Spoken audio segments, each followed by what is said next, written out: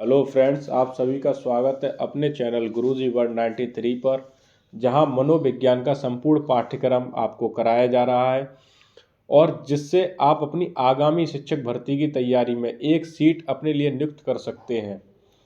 आज का जो हमारा सिद्धांत है यानी विकास की अवस्थाएं, यानी इन अवस्थाओं से एग्जाम में अप्रोक्स 6 या 7 नंबर के प्रश्न हर बार आपके टेट सीटेट के एग्जाम में पूछ लिए जाते हैं। मनोविज्ञान के सिद्धांत की प्लेलिस्ट मैं आपको वीडियो के डिस्क्रिप्शन में दे दूंगा, जहां से जाके आप मनोविज्ञान के सारे अपने सिद्धांत कंप्लीट कर सकते हैं। क्योंकि अगर आपके सिद्धांत सारे कंप्लीट होंगे तो अप्रोक्स आपके 70% CDP कंप्लीट हो जाती है। आज का जो टॉपिक है हमारा विकास की अवस्था यानी stage of development, stage of child development. शिक्षा विकास की वह प्रक्रिया है जिसमें मानव एक विकासशील प्राणी के रूप में जन्म लेता है। मानव जो है वो जन्म से ही क्रियाशील होता है, यानी विकासशील गर्भावस्था में आते ही वो विकासशील हो जाता है, यानी उसका विकास स्टार्ट हो जाता है। बालक का विकास गर्भावस्था से लेकर जीवन के अंत तक होता है। इसके अंतर्गत शारीरिक, मानसिक, संवेगात्मक एवं सामाजिक विकास आदि शामिल होते हैं। यानी कि जब शिशु का जन्म होता है उसका विकास जन्म के बाद नहीं होता, गर्भ में ही शिशु का विकास शुरू हो जाता है। इससे पहले मैंने आपको पढ़ाया था अभिवृद्धि एवं विकास के बारे में। तो अभिवृद्धि को हम होते हुए देखते हैं लेकिन विकास को नहीं होते देख पाते। ठीक है। विकास की अवस्थाएं, शैक्षिक दृष्टिकोण से विकास की अवस्थाओं को निम्न प्रकार से वर्गीकृत किया गया है। पहला है आपका शैशवावस्था। शैशवावस्था जो है वो जन्म से लेकर 5 या 6 वर्ष तक मानी गई है। सेकंड है बाल्यावस्था। बाल्यावस्था को 5 या 6 वर्ष से 12 वर्ष तक, और बाल्यावस्था को ही 2 भागों में विभाजित किया गया है, पूर्व बाल्यावस्था और उत्तर बाल्यावस्था। पूर्व बाल्यावस्था में 6 से 9 वर्ष तक मानी गई है और 10 से 12 वर्ष तक उत्तर बाल्यावस्था। आपको इन ईयरों को याद रखना बहुत इंपॉर्टेंट है। डायरेक्टली ही एग्जाम में क्वेश्चन बन जाता है कि शैशवावस्था का जो टाइम पीरियड है वो कहाँ से कहाँ तक का है। उसके बाद आती है हमारी किशोरावस्था, जो 13 से 18 वर्ष तक मानी गई है। यह भी 2 भागों में विभाजित है। पहली पूर्व किशोरावस्था, जिसके जो 13 से 16 वर्ष तक मानी गई है। दूसरी है उत्तर किशोरावस्था, जो 16 से 18 वर्ष तक मानी गई है। और विकास की अवस्था में जो लास्ट स्टेज होती है हमारी, वो होती है प्रौढ़ावस्था, जो 19 से अधिक या कहीं कहीं 18 प्लस भी होती है। आज जो हम चर्चा करेंगे शैशवावस्था के बारे में, और इससे एग्जाम पॉइंट ऑफ व्यू से जितने भी क्वेश्चन आपके बन सकते हैं वो सारे मैंने एक ही वीडियो में कंप्लीट कराए हैं, जिसको आप काफ़ी केयरफुली इसको देखें, जिससे कि आपको अदर कोई वीडियो देखने की जरूरत ना पड़े। शैशवावस्था जिसमें इंद्रिय प्रणालियां कार्य करने लगती हैं, यानी कि बच्चा जो है वो इंद्रियों के द्वारा कार्य करना स्टार्ट करता है। जैसे शिशु रेंगना, चलना, बोलना, पकड़ना इत्यादि क्रियाएं करता है। इन्फेंसी शब्द लैटिन भाषा के इन्फेंट से बना है। इन्फेंट का अर्थ जो होता है जो बोलना नहीं जानता। अब जन्म से जो इसकी, अगर हम वास्तविकता में शैशवावस्था का टाइम पीरियड देखें तो वो जन्म से 3 वर्ष का माना गया है। अब इतना छोटा बच्चा बोल तो पाता ही नहीं, इसलिए शैशवावस्था को इन्फेंसी भी बोलते हैं। अब हम इसके उपनाम वगैरह इन सब के बारे में व्याख्यात रूप में चर्चा करेंगे। पहले हम पढ़ते हैं शैशवावस्था का काल निर्धारण। यानी काफ़ी सारे मनोवैज्ञानिकों ने अपने अपने मत दिए हैं। कोई कहता है कि नहीं, शैशवावस्था जन्म से 2 वर्ष तक है, कोई कहता है नहीं जन्म से 3 वर्ष तक है। तो जो कुछ मोस्ट इंपॉर्टेंट जो डायरेक्ट एग्जाम में पूछे जाते हैं उनको मैंने यहाँ पे लिया है। जैसे कॉल के अनुसार जो शैशवावस्था मानी गई है वो जन्म से 2 वर्ष मानी गई है। रॉस महोदय के अनुसार जन्म से 3 वर्ष मानी गई है। हरलॉक के अनुसार जन्म से 2 सप्ताह और 2 सप्ताह से 2 वर्ष तक मानी गई है।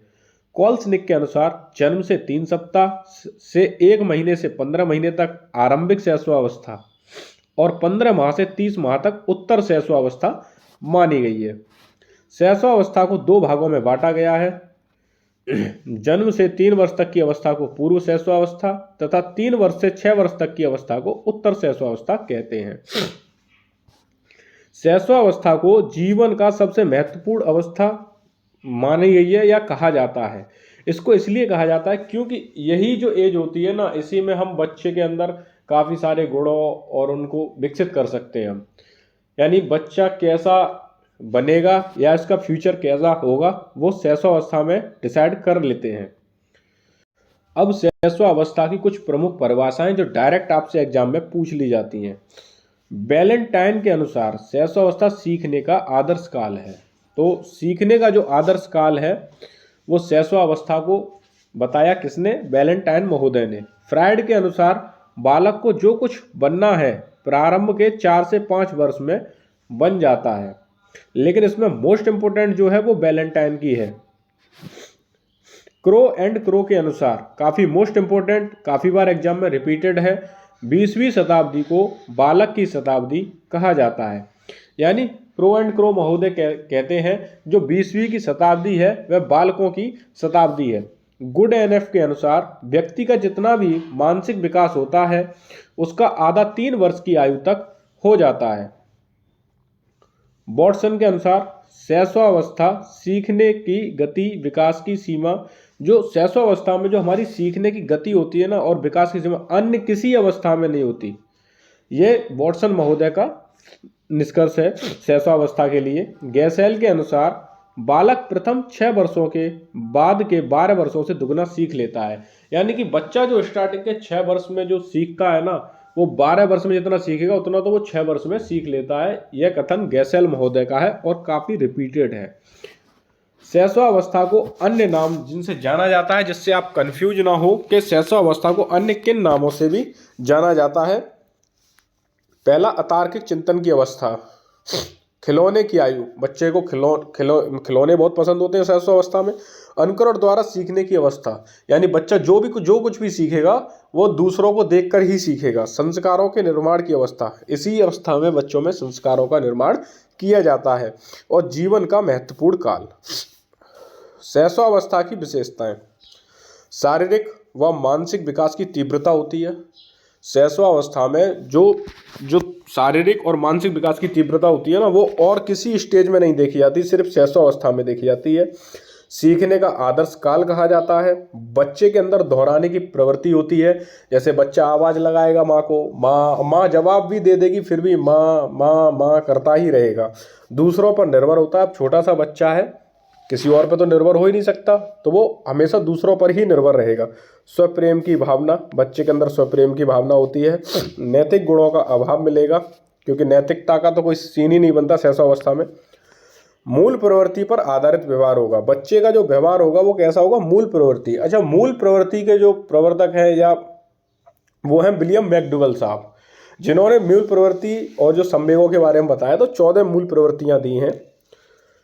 अनुकरण द्वारा सीखने की प्रक्रिया, इसको सही कर लेना आप, अंकुरण लिख गया। अनुकरण द्वारा सीखने की प्रक्रिया। काम शक्ति का प्रदर्शन, कल्पना की सजीवता, मतलब कल्पना जगत में घूमता बच्चा। आप किसी को देखेंगे तो वो ऐसी बातें करेगा जिसका ना सर होगा ना पैर होगा, बस कल्पनाओं की दुनिया में घूमता रहता है। जिज्ञासा की प्रवृत्ति, यानी हर चीज को जानने की बड़ा इच्छुक होता है बच्चे के अंदर, है ना। अंतर्मुखी व्यक्तित्व, इस टाइम बच्चे का जो व्यक्तित्व होता है वो कैसा होता है? अंतर्मुखी, वो अपने आप में ही खुश रहता है। शैशवावस्था में मानसिक विकास व शारीरिक विकास। तो शारीरिक विकास जो है शैशवावस्था में, शिशु का वजन जन्म के समय 3 किलोग्राम होता है। जन्म के 6 माह बाद उसका वजन 2 गुना हो जाता है। काफ़ी मोस्ट इम्पोर्टेंट क्वेश्चन है ये, काफ़ी बार पूछा गया कि शिशु के समय जो शिशु का वजन होता है जन्म के समय वो कितना होता है? 3 किलोग्राम।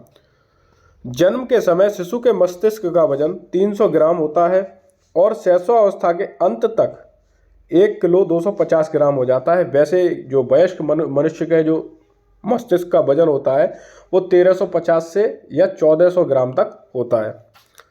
शिशु के जन्म के समय उसकी हड्डियों की संख्या 270 से अधिक होती है। जन्म के समय दांत नहीं होते।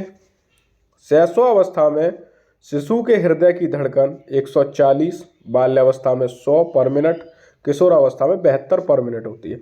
अच्छा, एक चीज़ और मैं आप लोगों से पूछना चाहूँगा कि जब शिशु के जन्म के समय तो हड्डियों की संख्या 270 होती है, कोई मुझे बाल्यावस्था में बताएगा कितनी होती हैं, घट जाती हैं या बढ़ जाती हैं? ये लोग आप कमेंट करके बताइए। और किशोरावस्था का तो मैं जहाँ तक जानता हूँ सभी लोगों को पता होता है कि सभी की 206 हड्डियाँ हो जाती हैं। तो मुझे बाल्यावस्था का आप लोग बताइए, ठीक है। अब इसमें 2 शिक्षण पद्धतियाँ बहुत मोस्ट इंपॉर्टेंट हैं, जिनको भी मैंने पॉइंट आउट किया है। मौर्य मॉन्टेसरी ने शिशु शिक्षा हेतु मॉन्टेसरी पद्धति का विकास किया। और सेकंड जो है फ्रोवेल महोदय, इन्होंने शिशु शिक्षा हेतु किंडरगार्टन शिक्षण पद्धति का विकास किया। किंडरगार्टन का अर्थ होता है शिशुओं का बगीचा। काफ़ी बार इसका ये पूछ लिया किंडरगार्टन का अर्थ। एक थ्योरी और जो मैं ऊपर नहीं लिख पाया था, हाइड्रेन महोदय के अनुसार पहले हम अपनी आदतों का निर्माण करते हैं और फिर हमारी आदतें हमारा निर्माण करती हैं। आज जो ये टॉपिक था शैशव अवस्था से रिलेटेड, इससे शायद ही अब कोई क्वेश्चन बाहर जाएगा। और आप सभी अपना अपना प्यार इसी तरीके से बनाए रखिए और मनोविज्ञान के सारे सिद्धांतों को कंप्लीट कीजिए, जिससे कि आप आगामी शिक्षक भर्ती में एक सीट अपनी नियुक्त कर सकें। मैं बस यही प्रार्थना करता हूं भगवान से।